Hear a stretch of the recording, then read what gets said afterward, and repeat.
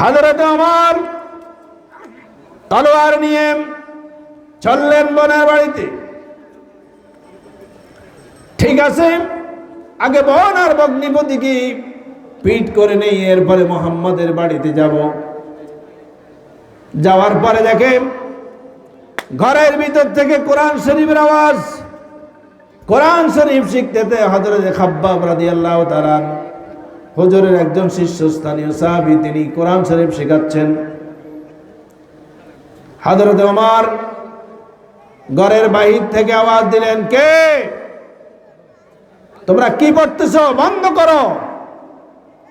ওমরের গলার কণ্ঠের আওয়াজ শুনে সঙ্গে সঙ্গে গোটা ঘর স্তম্ভিত হয়ে গেল, আওয়াজ বন্ধ হয়ে গেল, চুপচাপ হয়ে গেল। হযরত খাব্বাব ঘরের এক কোণে চলে গেলেন, আর ওমরের ভগ্নিপতি হযরত সাঈদ রাদিয়াল্লাহু তাআলা তিনি আরেক কোণে চলে গেলেন। আসেন কে? ওমরের বোন। যে ভাইয়ের মেজাজ এত কড়া, সে ভাইয়ের বোন কি দুই আনি মেজাজও পায় নাই? বোন কয়, আমি দেখি তোমরা যদিও পালিয়ে যাও, আমি দেখি ওমর কি চায়। হযরত ওমর রাদিয়াল্লাহু তাআলা আনহুর বোন এগিয়ে গেলেন আর বললেন, কি হয়েছে তোমার ভাই, কি চাও তুমি? ওমর বলছে, তোমরা এতক্ষণ পর্যন্ত কি পড়তেছিলে?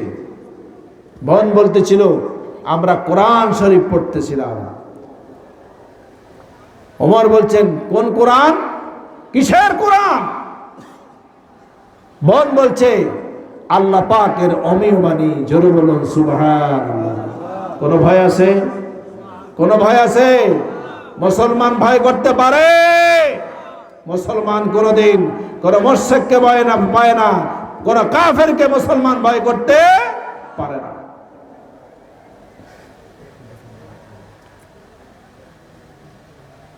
হযরত ওমর রাদিয়াল্লাহু তাআলা ঘরের ভিতরে ঢুকলেন।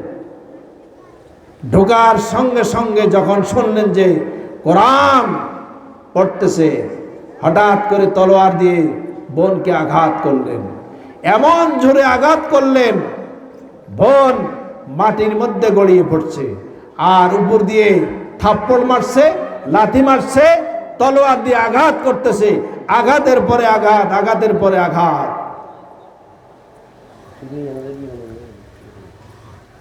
আমার ভাইরাম, এমন ভাবে তলোয়ার দিয়ে আঘাত করতেছে, আঘাতের পরে আঘাত সহ্য করতে না পেরে এক সময় এক পর্যায়ে বোন বলে, বাইরে এভাবে আমাকে আর আঘাত করিস না, তরবারিটা আমি আর সহ্য করতে পারি না, প্রয়োজন হলে তরবারিটা আমার গলার মধ্যে চালিয়ে দে রে ভাই। মনে রাখিস, জীবনটা শেষ করে দিতে পারি, কিন্তু আল্লাহর কোরআনের সাথে সম্পর্ক কোনোদিন ত্যাগ করতে পারি না।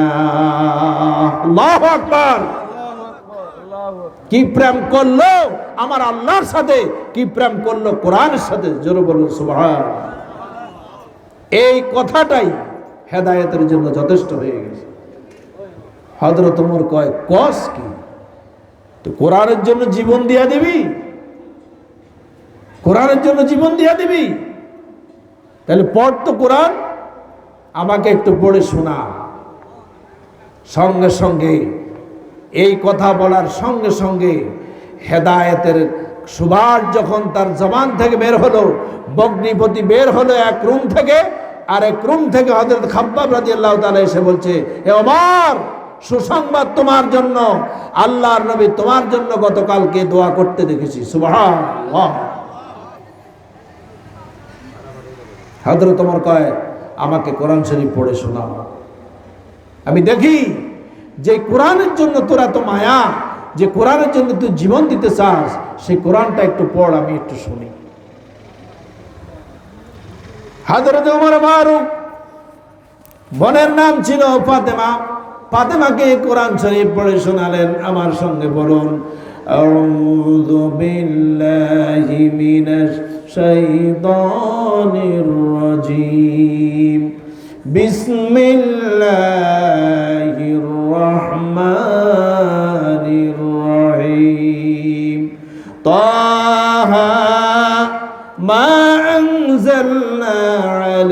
আলাইকাল কুরআন লিতাশকা ইল্লা তাযকিরাতাল লিমান ইয়াখশা تنزيلا ممن خلق الأرض والسماوات العلى الرحمن على العرش استوى له ما في السماوات وما في الأرض وما بينهما وما تحت الثرى وإن تجهر بالقول فإنه يعلم السر وأخفى الله لا إله إلا هو له الأسماء الحسنى وهل أتاك حديث موسى إذ رأى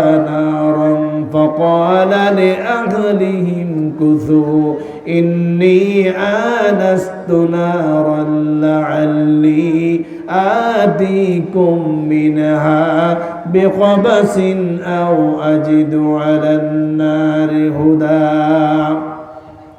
فلما أتاها نودي يا موسى إني أنا ربك فاخلع عليك إنك بالوادي المقدس طوى وأنا اخترتك فاستمع لما يوحى إنني أنا الله لا إله إلا أنا فاعبدني وأقم الصلاة لذكري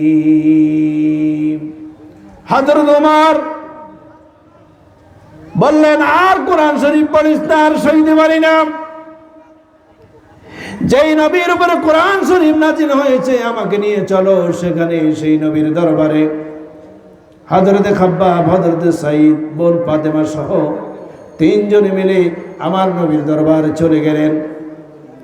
সেখানে নবীজি গোটা কয়েক সাহাবী নিয়ে নবীজি বৈঠক করতেছেন। সেখানে ছিল আরবের শ্রেষ্ঠ বীর পুরুষ হুজুরের চাচা আমির হামজা। ওমরকে দেখার সঙ্গে সঙ্গে ওমর হাতি তরবার নিয়ে আসতেছে।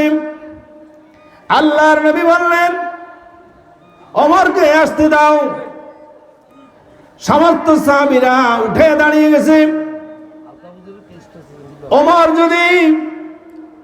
যদি ভালো মানুষে থাকে তাহলে আমরা তাকে সাদর সম্বর্ধনা জানাবো। হযরতে আমির হামজা বলেন, তোমরা তাকে আসতে দাও, বাধা দিও না, প্রতিশোধ দিও না, আমি আছি আমির হামজা। ওমর যদি ভালো মানুষে থাকে সাদর সম্বর্ধনা জানাবো, আর যদি আমার নবীর কোনো ক্ষতি করার জন্য এসে থাকে আমার তরবারি তার ফয়সালা করে দিবে। আসতে দাও। সঙ্গে সঙ্গে আমার নবীর সামনে চলে আসলেন। নবী বলেন, ওমর আসো, বসো, আমার দুটি কথা শোনো। সঙ্গে সঙ্গে ওমর চোখের পানি ছেড়ে দিয়ে বলেন, ইয়া রাসূলুল্লাহ, আমি খুনের আসামি, আমি তরবারি নিয়ে এসেছি আপনাকে হত্যা করার জন্য। ইয়া রাসূলুল্লাহ, এই তরবারি উঠান, আমার থেকে প্রতিশোধ গ্রহণ করুন। আমার নবী বলেন, ওমর রে, প্রতিশোধ দেওয়ার জন্য আব্দুল্লাহর পোলা মুহাম্মদ দুনিয়া আসে নাই। হযরত ওমর বলেন, ইয়া রাসূলুল্লাহ, তাহলে কি হলে আপনি খুশি হবেন বলেন? আল্লাহর নবী, বিশ্ব নবী জনাবে মুহাম্মদুর রাসূলুল্লাহ সাল্লাল্লাহু আলাইহি ওয়াসাল্লাম বলেন, ওমর রে, তাম পৃথিবীটা আমার হাতে দিলেও আমি খুশি হব না। আমার কানে যদি একবার ওই মধুর কালেমা শোনায় দাও, লা ইলাহা ইল্লাল্লাহু মুহাম্মাদুর রাসূলুল্লাহ।